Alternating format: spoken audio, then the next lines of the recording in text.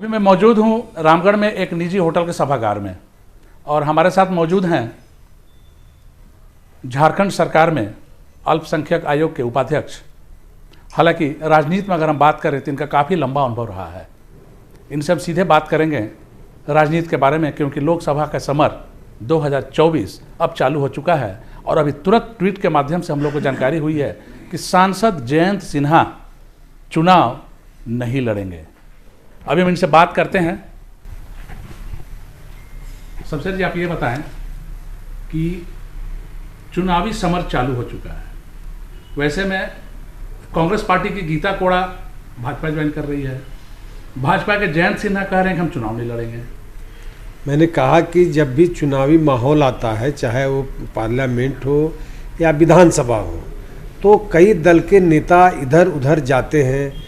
अब जाने का जो भी कारण हो, किसी को टिकट काटने का डर रहता है इसलिए वो टिकट पाने के लिए जाते हैं, किसी को चुनाव हारने का डर रहता है इसलिए वो जाते हैं।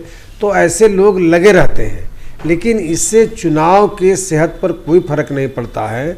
और मैं आपको स्पष्ट बता देना चाहता हूँ कि गठबंधन की जो सरकार चल रही है झारखंड में, हम लोगों ने इतना जनहित में ऐसे ऐसे फैसले लिए हैं और ऐसे ऐसे कार्य किए हैं कि हम लोग को पूरा उम्मीद है कि जनता हम लोग के कार्यों को देख करके और हमारे जो भविष्य में जो हम लोगों ने कार्य का प्रारूप तैयार किया है उसको देख करके हम लोगों को वोट करेगा। जहाँ तक जयंत सिन्हा जी का बात है, तो जयंत सिन्हा जी भारतीय जनता पार्टी के सांसद थे और किस कारण से अभी तो नहीं, लेकिन 2 साल कबल से ही लग रहा था कि जयंत सिन्हा का भारतीय जनता पार्टी से मोह भंग हो चुका है, इसलिए कि वो सक्रिय थे भी नहीं। और नतीजा यह है कि वो किसी पार्टी में जाए आए रहे, चुनाव लड़े। लेकिन कांग्रेस पार्टी ने अपनी पूरी तैयारी कर रखी है, गठबंधन ने पूरी तैयारी कर रखी है कि हम इस बार पार्लियामेंट चुनाव में पूरी ताकत और मजबूती के साथ चुनाव लड़ेंगे। 2 साल पहले से इनको इस बात का आभास हो चुका था कि जयंत सिन्हा अपनी निष्क्रियता के कारण हजारीबाग सीट से टिकट गंवा सकते हैं। ये आज पहुंचे थे रजरप्पा, चूँकि अल्पसंख्यक आयोग में हैं, तो ये वहाँ बहुत सारी समस्याओं को, जैसे महिला सशक्तिकरण हुआ, उसके बारे में वो करीबी से जानकारी लिए।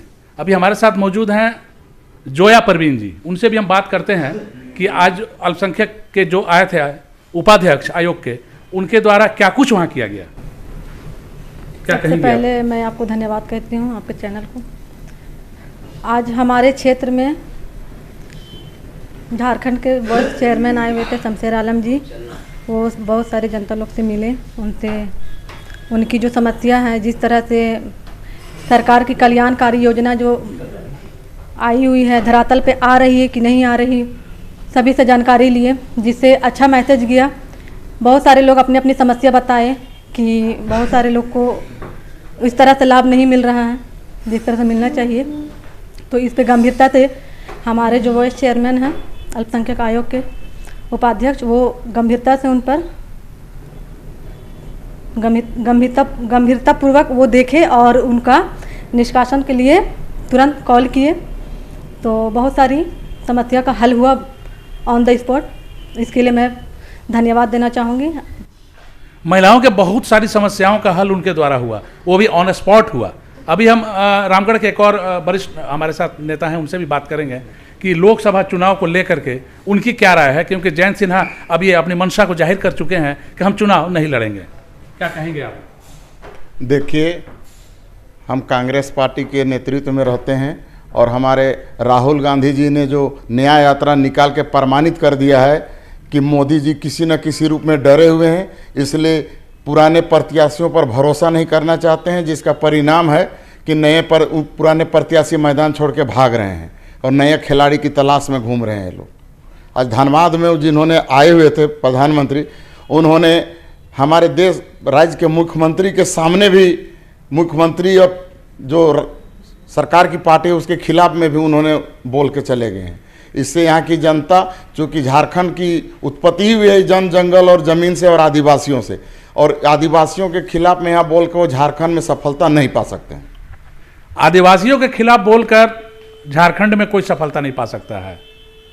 और शायद यही वजह है कि राहुल गांधी की न्याय यात्रा से घबराकर जयंत सिन्हा टिकट छोड़ने की कवायद कर चुके हैं। के तिवारी, धासु समाचार, रामगढ़।